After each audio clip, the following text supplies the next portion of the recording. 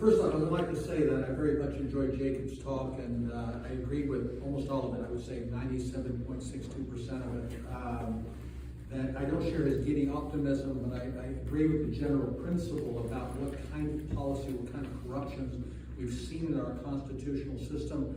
But I'm going to go, I think, a step further than that. And I have to say, you might be disappointed by some of what I have to say and possibly even offended. This is not the talk I would have given a couple of years ago, where we'd be talking about good policies, bad policies, what's constitutional, what's not constitutional, first principles. I think we have to maybe even go a little deeper on that and say, okay, you have to have policies and interests based on something, your constitutional order, your system. Well, where does that come from? What is that an expression of? And that's essentially an expression of the people, the nation, the ethnos, whatever you want to call it, that gave birth to those institutions. And I think that's what we need to look at a little bit. So again, I'm going to depart a little bit from the definition of what we were talking about today, about foreign policy and national security. And if you don't like it, well, then blame Daniel for inviting me. I have to say, I accepted the invitation to speak here today with great trepidation. This was for at least three reasons. The first is that for both reasons of self-protection in an increasingly unfree society, and my growing sense that nothing I or anyone else can say is really going to make that much difference in averting the horrors that I believe are coming our way, I've pretty much given up my public writing and speaking life such as it is, or was. I reluctantly have made an exception to that less than momentous recusal, but I will resume it at the end of today. Secondly, I was loath to contaminate the naturally ebullient optimism of youth with my crotchety boomer pessimism. At your age, you should feel that the world is, if not quite your oyster, at least pregnant with possibilities. How do I tell you that in the layman's terms? Your lives are probably going to suck, at least for the near-term future. There will be an end to that. There is hope, and I will get to that later, but for the short term, things are not going to look good for you. Thirdly, I thought it would be derelict of me not to provide you with some sage old gray-beard advice of a practical nature. If I were in your shoes today, what would I do specifically to try to make a positive contribution to the world around me? How best to serve God and my neighbor, to make my country and the world a better place, and to do it in relative safety with some degree of economic security and stability, perhaps even comfort, to marry, start a family, see my offspring rise in peace and prosperity. This last is most daunting because the world has changed so much in such a short time, and the pace of change is accelerating. Back in the olden days of yore, which in my case was the late 1970s, when I entered government service, that was an honorable thing to do. Allow me to note that there are still some who spotlessly preserve that honor, such as the literally honorable Thomas Massey, who will speak to us later today. But those examples are rare sightings nowadays. In the institution in which he serves, you could probably count them on one hand, and you probably wouldn't need your phone. But I digress. When I started out, I did so consciously following in the footsteps of my father, a career Air Force officer and fighter pilot, and my father-in-law, a career agent in the old Immigration and Naturalization Service. After law school and a bit of flirting with the FBI and the CIA, I ended up at the State Department as a commissioned Foreign Service officer. My first assignment was as a consular officer in the once notorious border city of Tijuana, Baja California, just across from San Diego. If any of you have ever been there, anybody ever been to Tijuana? Have you been to the jail? Then you haven't been to Tijuana. the usual duties, jails, hospitals, stolen planes and cars, but mostly visas. With respect to immigrant visas, almost all of the applicants were already living illegally in the United States, and in most cases receiving various forms of public assistance. In principle, they should have been denied immigrant visas and resident alien status under Section 212A15, likely to become a public charge. But in practice, they couldn't be denied for receiving any plethora of benefits: food stamps, WIC, aid to families with Democratic children, Medicaid, SSI, and so forth, unless it was actually called WELFARE, and not even in many cases if they were receiving that. Earlier this year, the Catholic Legal Immigration Network, Inc., issued a statement lauding the final dropping of the pretense. Quote, "Public charge rule is dead, hurrah!" Double exclamation point. Lesson: permeable borders and a welfare state are not a good match. My next assignment was in Washington in the Office of Soviet Union Affairs, also known as the Soviet Desk. This was at the beginning of the Reagan administration, and naive young fellow that I was shocked to discover that there were hardly any anti-communists in the whole department, much less at the desk. Not so much communist sympathizers, mind you, but people who were just blasé about ideas. Jacob says about the power of ideas. Well, these people did not believe in the power of ideas. They had no ideas. They didn't really take ideology seriously. They just had a kind of a general acceptance of kind of a mushy FDR, LBJ, liberalism tending toward social democracy, like pretty much the rest of the federal bureaucracy. Sure, the Soviet version of those values was annoying, but what do you expect from Russians? It was no surprise that a bureaucracy that was mildly sympathetic to Moscow when it was run by communists became just New Dealers in a hurry, became implacably hostile once the red flag came down from the Kremlin. I remember once when some initiative or other was being floated past the White House, a colleague of mine asked the desk director, "Do you think the president will go for this?" The director replied, only partly in jest, "He's a political appointee. He'll do what he's told." Lesson: at least in foreign policy and national security, forget elections, the permanent bureaucracy rules. Eventually, I left the State Department to work for many years for the Republican leadership in the U.S. Senate.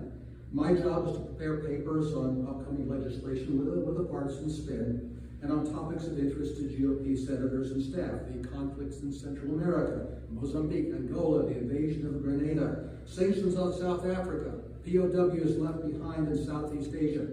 By the way, despite the sanctimonious flying of all those black flags, you were not forgotten. They were indeed abandoned, care largely of two senators with experience in Vietnam.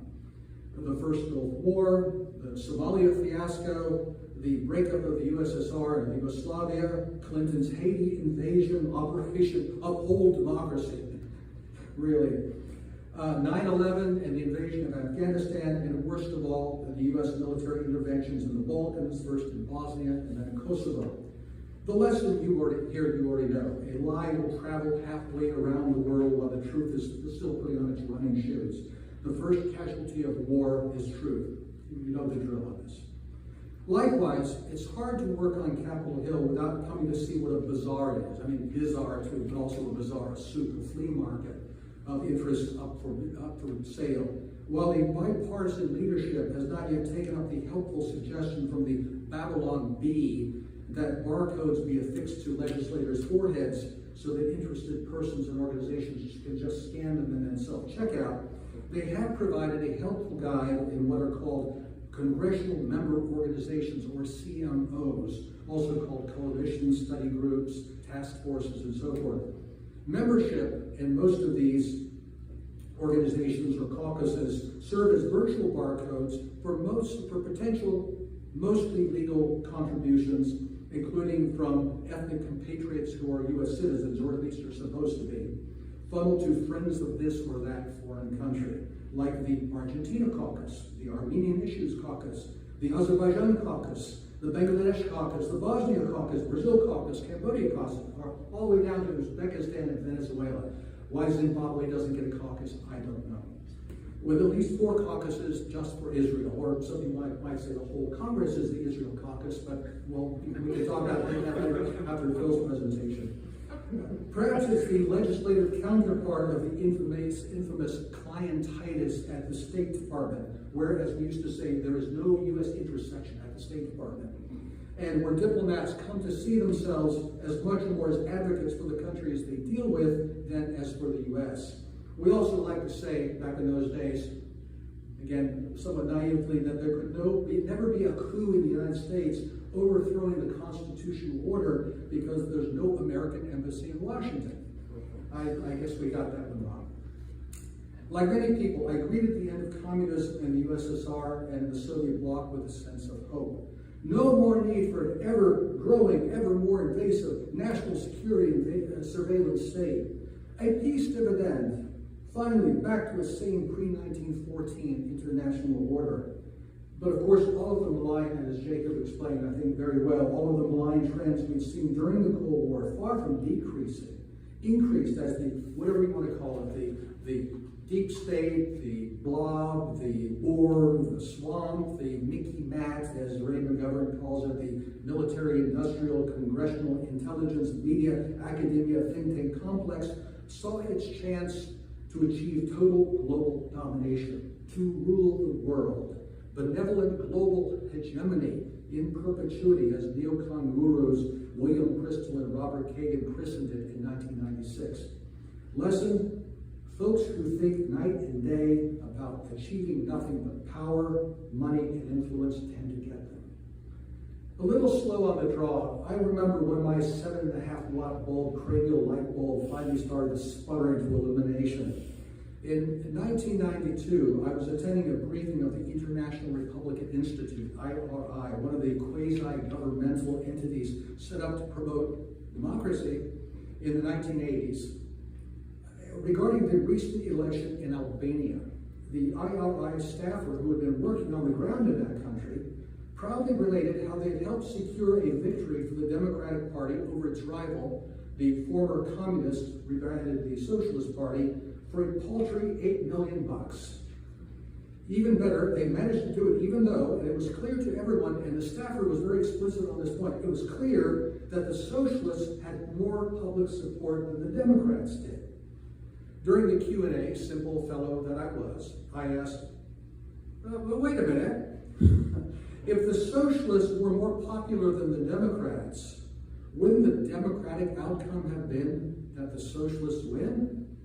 Oh, no, you silly boy, you. You see, the Democratic Party has democratic principles. So their win, even though fewer people support them, is the democratic outcome. Then it struck me we had gone through the looking glass, that words didn't mean any more what normal people meant by them. Well, that was then, this is now. Let's get something very clear. Back in my day, yes, there was corruption. There was influence peddling, there was contempt for truth and common decency, but these were debasements within what still could be argued was a structure built on a constitution and the rule of law. That is, something existed, though as with all human affairs, it was only as good as the people operating within that something. One could still, with a straight face, contend that if the good guys win, if wise policies prevail, audit the Fed, cut taxes, stop our interventionist foreign policy, ban abortion, legalize dope, whatever you think would be good policy, there was still enough integrity to the something to allow for such improvements. We were still living in a normal moral universe where virtue and vice contended for dominance. We were still living in America. In my opinion, we really can't say that anymore. It's not just that the laws and the Constitution are violated, when were they not, but that they now have almost no relevance to the nation or perhaps former nation we have become.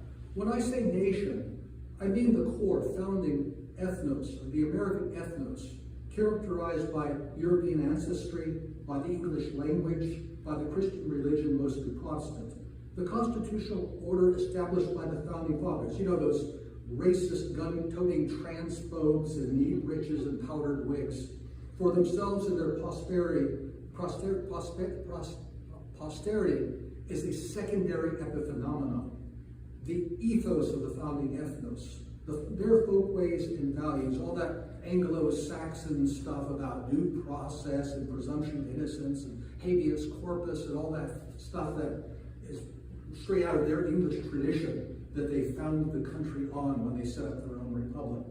The primary phenomenon, though, without which the erstwhile constitutional order would not have existed in the first place, from which it derived its values, principles, and structure, is the ethnos. That is what is under attack, even more than the order itself, which in my opinion is effectively gone. And it's come with astonishing speed. It's difficult to look back on the events of the annus horribilis of 2020 and to anticipate worse to come, without a foreboding that the world is nearing some sort of crescendo. The Gnostic Tendency, described by Eric Vigilant in his landmark 1952 book, The New Science of Politics, hey, don't immanentize the eschaton, bro, and fitfully growing year by year, decade by decade, century by century, seems to have achieved an unprecedented and decisive degree of domination within a few short months, and not just in America. It is increasingly difficult to see any signpost of restraint, much less of restoration. Perhaps this crescendo will be similar to earlier ones: collapse of the Western Roman Empire, the Islamic conquest of the Eastern Empire, the East-West Great Schism and the Crusades, the neo-pagan humanism of the Renaissance, the religious strife of the Reformation, the misnamed Enlightenment with its malign offspring, revolution and progress, the world wars and totalitarianism of the modern era. Yet with each seeming turn of the wheel, with each ebb and flow between disorder and partial restabilization, the net linear advance of Gnosticism is undeniable. Even a cursory search of the internet yields multiple references to the congealing omnipresence of powerful actors in every sphere of life to implement a program called the Great Reset. Released in May 2020 by Prince Charles of the United Kingdom and Klaus Schwab, founder and executive director of the World Economic Forum, commonly known as Davos, after its meeting place in Switzerland, the Great Reset takes its cue from the COVID-19 crisis and the political, economic, and social disruptions it has caused as, no, not as a misfortune, not as a calamity, but as a unique window of opportunity to shape the recovery, informed by the insights of global stakeholders in determining the future state of global relations, the direction of national economies, the priorities of societies. What priorities of societies? What doesn't come under priorities of societies? The nature of business models and the management of a global commons in order to build a new social contract that honors the dignity of every human being, summed up in the ubiquitous slogan, Build Back Better. The initiative's list of partners, global stakeholders, reads like a who's who, the most powerful international corporations. While the provenance, natural or artificial, of the viral disease that served as the justification or pretext for this unique opportunity may remain forever in the shadows, except perhaps to a small group of the cognoscenti who feel they are guiding the process. The primary manifestation of the crisis is all too public: a relentless incitement to a paralyzing and irrational fear of a malady that has an almost universal survival rate for anyone not in a handful of comorbidity categories. The very success of this terror campaign, and that's what it is, a terror campaign, is a testament to the extent to which postmodern and mostly post-Christian society has reached the point of deeming physical death, though inevitable, as the worst possible fate, to be avoided at all costs.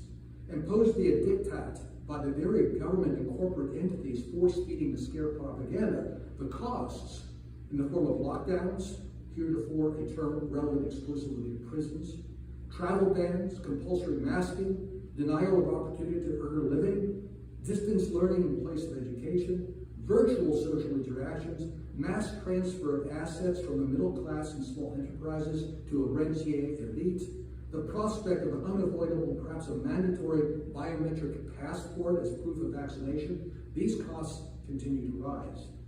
No less dismaying is the propensity of many people, perhaps most, to go along with all this, running the gamut from sullen submission to loving embrace of their shackles and enthusiastic willingness to force others' compliance. What explains this? Fear of reprisal? Fear of being thought of as a crank or a conspiracy theorist? Terminal law-abidingness? A misplaced virtue of charity regarding others' intentions? Naive trust in authority, experts, and science? And claims of necessity to keep us and others safe?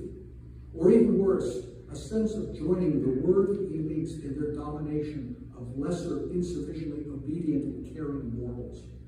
A totalitarian mindset is not solely an elite phenomenon.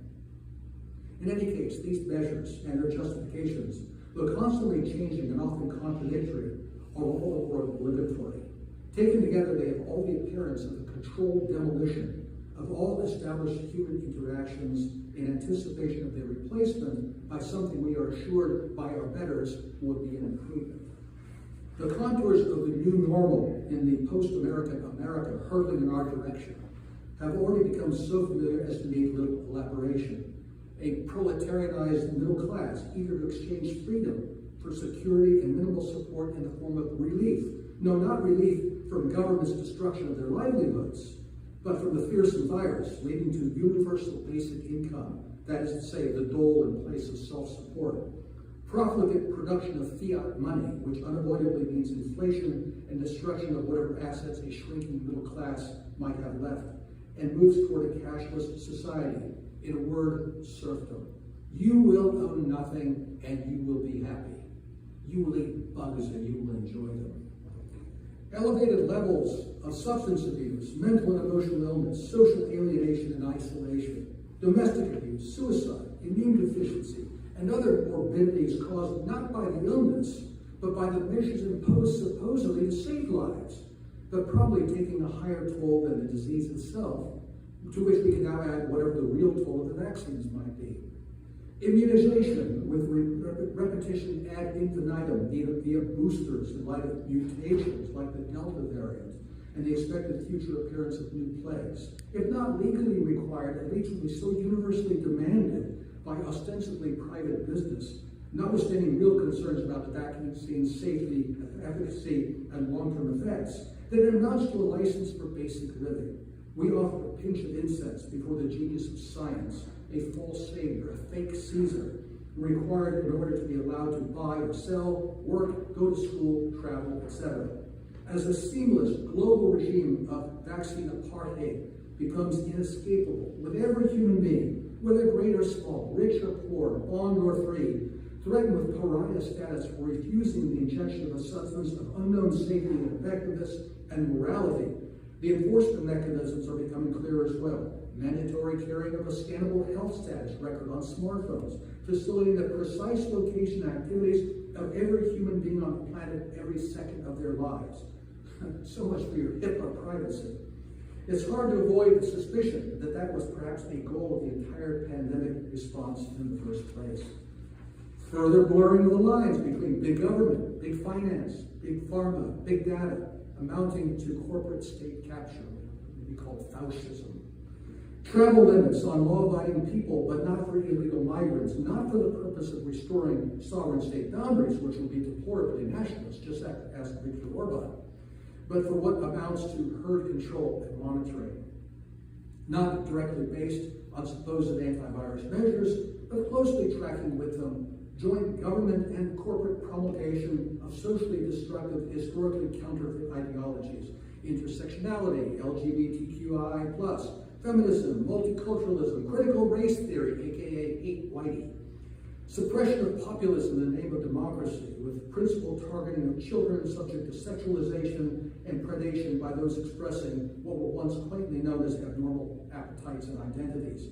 This, of course, has become a key component of the U.S. and European global human rights and democracy promotion. Evidently, cultural imperialism and neocolonialism are just fine and dandy when sufficiently woke. And you've all seen that meme of the really rugged American soldier. Until I am out of ammo or out of blood, I will fight for homosexuality in Botswana. These values, in turn, accelerate long-standing trends toward infertility and demographic collapse, decline in marriage, family formation, and childbearing, pointing to population reduction and replacement via post-human society, transhumanism, and bioengineering. And not least, replacement of real reality based on physical proximity with other people with virtual or augmented, i.e. fake reality, combined with universal surveillance via artificial intelligence, 5G and blockchain technology, facial recognition and biological tagging, backed up by omnipresent social credit, cancel culture, and digital censorship penalties. Replacement of the real universe with a virtual metaverse. In sum, what could not be implemented over decades, solely by fear of climate change and rising oceans, or of terrorism, or even of the Soviet Union or the Chinese, is now being swiftly achieved via fear of a submicroscopic infectious agent. No one should doubt that the old pre-2020 world is gone forever. This world, my young friends, is your brave new world. This is not something that's going to get fixed by the next election, or by any election, or starting a political party or a convention of the states to write new constitutional language for our executive, legislative, and judicial authorities to ignore and pervert like they do the existing language. Let me also mention in passing one of my pet peeves. While government at all levels bears a huge responsibility for all of this, most of it is being carried out by private corporations. This leads some free market advocates to shrug their shoulders. Well, they're private businesses, they're within their rights. Well, I say bunk.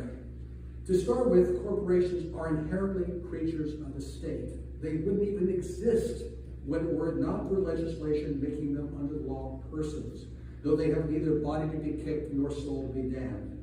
Given the incestuous partnership between government and the corporatocracy, the distinction is increasingly academic. In my opinion, they simply form one vast network of power where the lines between public and private are essentially non-existent. Much of what I've described centers on the United States. To note that is not to be unduly parochial any more than would have been noting Russia's centrality to an earlier Gnostic outbreak a century ago. Given our country's global dominance in virtually every field of human endeavor, politics, military, finance, economy, science, medicine, media, popular culture, and so forth, in the wake of the collapse of the earlier communist eruption and before that National Socialism, it is to be expected that this global crisis would begin and perhaps will end in the United States. There is a remarkable congruence, though not an exact identity, between the divisions in American society pitting those who accept the therapeutic narrative on the virus and supposed countermeasures against those who reject them, and between those who accept and reject the violent social justice campaign championed by groups like Black Lives Matter and Antifa, themselves sponsored by the government and corporate establishment, culminating in a contested presidential election that half the electorate believes was the result of fraud. The conclusion that the U.S. Constitution and the rule of law, which have been declining for many years, may in fact have reached a terminal point is reluctantly dawning on tens of millions of ordinary, generally apolitical Americans. Not only are we more divided than at any time since 1861 to 1865, we are even more aliens, indeed enemies to one another, than were Northerners and Southerners back then in terms of fundamental questions of who we are, what man is, who God is, and how we should order our lives in our country. In 1861, they worshiped the same God, they read the same Bible, they honored the same founding fathers, they claimed fidelity to the same Constitution. In today's America, like in the rest of the woke West, we can't even agree on our pronouns. The term Cold Civil War, a war that might possibly turn hot, has become a commonplace in American discourse. That should not come as a surprise when we remember how the Red Gnostic seizure of power in Russia, to which many draw parallels to America today, didn't triumph without bloodily overcoming ferocious popular resistance. The rising tide of rainbow Gnosticism in America now, whether it succeeds or fails, may turn out to be just as destructive. Let's remember, too, that if you credit the William Strauss and Neil Howe fourth turning cycle, we are only about halfway through a crisis that will totally transform this country, assuming there's a country left at all by the end of it. Finally, wars and rumors of war may not be confined to the United States. As the dysgenic impacts of the virus scare affect other countries to a greater or lesser degree, so America's growing instability must have its international reverberations. Afghanistan is a bellwether. Suggestions have been made that overextension abroad and internal crises may force the United States willy-nilly to withdraw from the program of global hegemony launched after the demise of the USSR, with a multipolar world finally emerging. That could happen, but that's not likely in my opinion, at least not smoothly. Despite the Kabul kick in the teeth, realism is still a scarce commodity among the Washington nomenclatura, where the penalties for strategic failure are few, but rewards for aggression are great. As we will see, the Afghan humiliation will have little consequence for those culpable. While American humanitarian intervention, democracy promotion, regime change have been to little advantage but to much harm to the supposed beneficiaries, Haiti, Serbia, Iraq, Libya, Ukraine, Syria, Yemen, Afghanistan, and so on, the tangible benefits are clearly visible in the form of the McMansions around the Washington Beltway, which still sprout like mushrooms after heavy rains. As America continues down the road to confrontation with Russia and increasingly with China, the prospect of the first major global conflict, now long overdue, since the long war of 1914 to 1945 grows. A self-interested, arrogant, ignorant, and spiritually and intellectually stunted leadership class caught in a Thucydides trap, the declining power confronted by a rising opponent or opponents, may well be tempted to launch a war to eliminate the threat if it feels victory may be in reach today but might not be tomorrow. To call such a prospect apocalyptic is not hyperbole. In the end, my young friends, the impact any one of us can expect to have in the face of world historic trends, before which the fates of nations and empires fly like leaves in the autumn winds, is vanishingly small. Already baked into the cake, in my opinion, are going to be hardships for you that we've become accustomed to think only happen to other people in other countries, far away, not seen here since the Revolution and the Civil War, or maybe isolated instances during the Great Depression. Financial and economic disruption, and in some places, especially in urban areas, collapse. Supply chains, utilities, and other aspects of basic infrastructure ceasing to function. What happens in major cities when food deliveries stop for a week? Even widespread hunger, rising levels of violence, both criminality and civil strife. These will be combined, paradoxically, with the remaining organs of authority, however discredited, desperately cracking down on the enemy within. No, not on murderers, rioters, robbers, rapists, and looters, but on science deniers, religious fanatics, haters, conspiracy theorists, insurrectionists, gun nuts, purveyors of medical misinformation, and of course, racists, sexists, homophobes, and so forth. As the late Samuel Francis anarcho-tyranny nightmare come to life with a vengeance. As I say, I think your ability to impact the big picture regarding this is slim to none. Even our ability to discern the signs of the times in an era of pervasive Gnostic deceit, abetted by technologies unimaginable just a few years ago, is limited. Nevertheless, for what it is worth, I put before you 3 practical tasks for your consideration. First, be vigilant against deception in a day when assuredly evil men and impostors will grow worse and worse, deceiving and being deceived. Admittedly, this is a tough one, given the ever-present lying that surrounds us and the suppression of dissent. Try to sift truth from falsehood, but don't become obsessed, because in many cases, you won't be able to be sure anyway. Focus most on what's proximate to you and onto the people most important to you. It sounds terrible, I know, because everyone who's denoted as an expert or an authority isn't necessarily unreliable, but that's a good starting assumption. Be skeptical about everyone. In communist countries, this was the norm. Listen to what the established media say. Listen to foreign sources if you can access them. And to anti-establishment dissidents. Then it was samizdat, now it's internet conspiracy theorists. But don't get sucked in by Trojan horses like the infamous Q. Then triangulate and take your best guess. There may be a cost. As Solzhenitsyn said, he who chooses the lie as his principle inevitably chooses violence as his method. Secondly, as stewards of every worldly charge placed on us by God and by other people, as fathers and mothers, as husbands and wives, as sons and daughters, as neighbors, as students, as workers, citizens, patriots, we must prudently care for those to whom we have a duty within the limited power and wisdom allotted to us. Start with yourselves. Be as self-sufficient as possible. Get involved in your community. That leftist slogan is actually a good one. Think globally, act locally. Befriend your neighbors. Learn a real skill: electricity, plumbing, carpentry. Farm.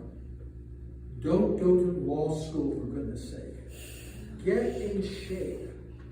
eat and sleep right, have plenty of essentials, food, fuel, gold, ammunition, learn to shoot, limit computer and phone time, cultivate healthy personal relationships, real ones, not virtual ones, marry young, have kids, especially women. Don't get seduced by all that career crap.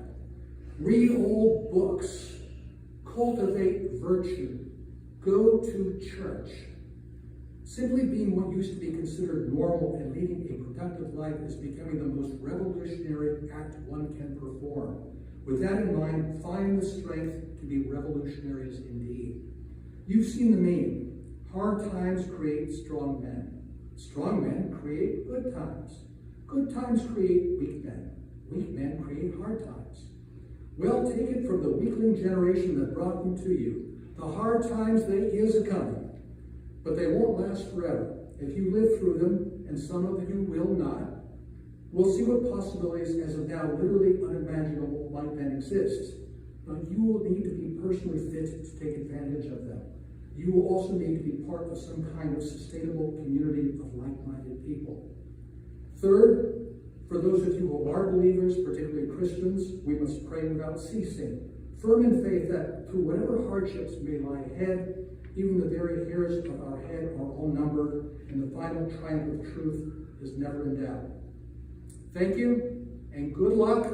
You are going to need it.